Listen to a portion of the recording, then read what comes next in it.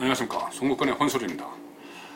9월 16일 추석 연휴가 끝나자마자 시작된 또 한 주 전국이 또다시 조국 법무부 장관 문제로 시끄럽습니다. 오늘은 특히 지금 보신 대로 한교안 자유한국당 대표가 머리를 삭발을 했습니다. 한교안 대표는 보통 검사 출신이기는 하지만 상당히 좀 유하고 좀 온순하고 뭐 그런 이미지가 많았죠. 뭐 교장 선생님 이미지 뭐 그런 이미지가 많았는데 삭발까지 했습니다.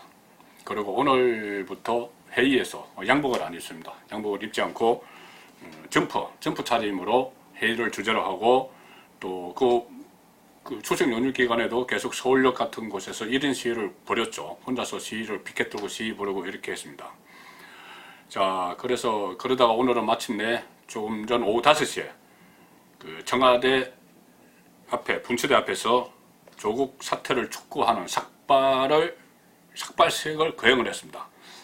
그리고 삭발을 하고 나서 오늘 밤 자정까지 농성을 합니다. 청와대 앞에서 농성을 하고 거기에 대해서 또 박명호 사무총장이 전 소속 국회의원들에게 삭발식에도 참여하고 농성에도 동참을 하라 이렇게 지시를 했기 때문에 국회의원들이 한국당 국회의원들이 청와대 앞에서 아마 자정까지 많은 의원들의 농성을 할 것 같습니다. 지금 조국 사태를 맞아서 조국 임명 강행 여기에 반대를 하고 특히 문재인 대통령의 독선 독주에 항의하는 삭발, 지금 무소속 이현주 의원이 제일 처음에 삭발을 했죠. 여성 의원으로서 삭발을 했고 그 다음에 한국당 박인숙 의원 또 여성 2명이 삭발을 했는데 그 다음에 한교안 대표가 삭발을 했습니다. 정치인들이 갖는 삭발의 의미, 이것은 여러 가지 해석이 가능하겠지만 일단 지금 한교안 대표가 그러니까 조국 장관 파문이 난 것이 뭐 그전부터 쭉 이어져 왔지만은 문재인 대통령이 조국 장관을 법무부 장관 후보자로 지명하고 나서 한 달 정도 계속 이 파문이 있었습니다.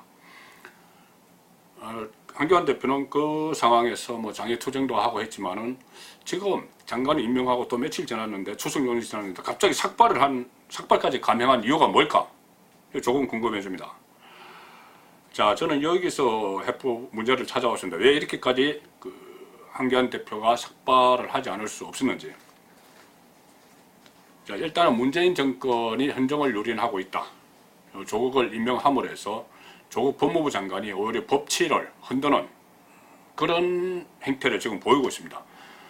법무부 장관이 되고 나서 본인이 가지고 있는 검찰에 대한 수사지휘권, 감찰권, 인사권 이것을 총동원을 해서 본인에 대한 수사를 지금 못하도록 막고 있습니다. 법무부 장관이. 뭐 이것이 법무부 장관이 추진하는 이것이 검찰개혁이라면은 본인의 수사가 다 끝나고 나서 해야 됩니다. 근데 취임하자마자 본인과 본인 가족, 특히 부인은 기수까지 됐죠. 여기에 대한 수사가 압박이 거세지니까는 마치 검찰개혁을 빙자를 해서 본인을 보호하는 그런 행태를 보이고 있는 것이죠. 법무부 장관이 법치를 흔드는 겁니다. 그래서 당장 본인을 수사하고 있는 검찰 대검 특수부를 규모를 축소하는 이것을 수사 지시, 그러니까 법무부 장관 지시 1호격으로 내렸습니다. 그리고 또 지금 오늘 두 번째로 내린 게 이겁니다. 법무부 공보준칙이 있는데, 공보준칙, 언론에 대한 공보준칙이 있는데 이것을 형사사건 공개 금지 등에 관한 규정으로 고치라. 이렇게 이야기를 하고 이것을 민주당과 협의를 하고 있습니다. 그러니까 기소하기 전 단계까지는 원칙적으로 혐의 사실 같은 것을 일제 공개하지 말라. 사건 내용을 아예 언론에 알리지 말라. 이거죠. 그리고 뭐 구속영장을 청구한다거나 소환 조사를 한다거나 수사 진행 상황을 절대 말하지 마라. 그리고 당사자가 서면으로 딱 동의하지 않으면은 공개 소환하지 말라. 포트라인에 세우지 말라 이거죠.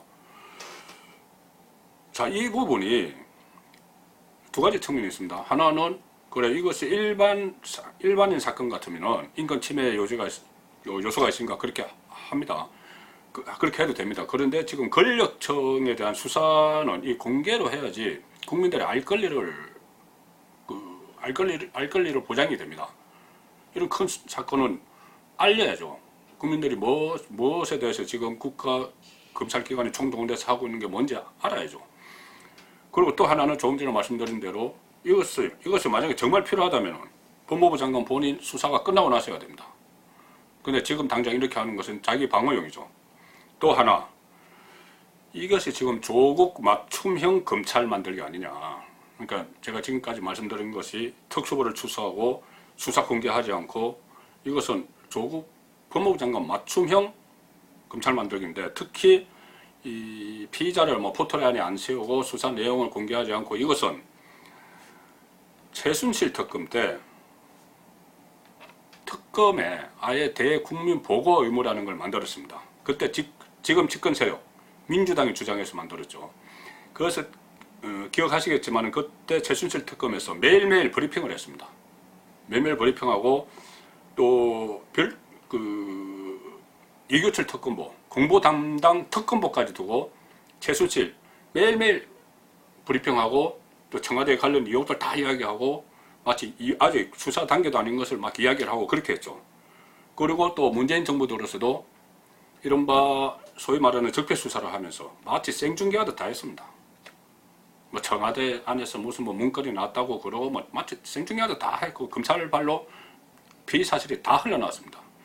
그런 때는 그것을 유용하게 활용을 해서 여론전에 활용을 해놓고 지금은 법무부 장관이 수사를 받고 있으니까는 그런 거 공개하지 말라 이렇게 하는 것이죠. 자, 이렇게 상황이까지 오니까 한교안 대표 같은 경우는 검찰 출신입니다. 검찰에서 잔뼈가 굵었죠. 그리고 법무부 장관을 했습니다. 법치주의를 위해서, 대한민국 법치주의를 위해서 공안검사 여기에 대해서 좌파 진보 좌파에서는 비판하지만 공안검사가 한국의 그 법치를 지켜온 그런 측면이 또 있죠.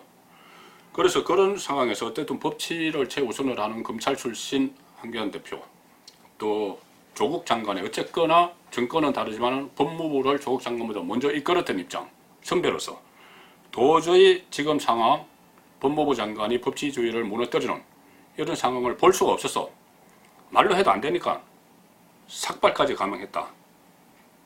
저는 그렇게 봅니다.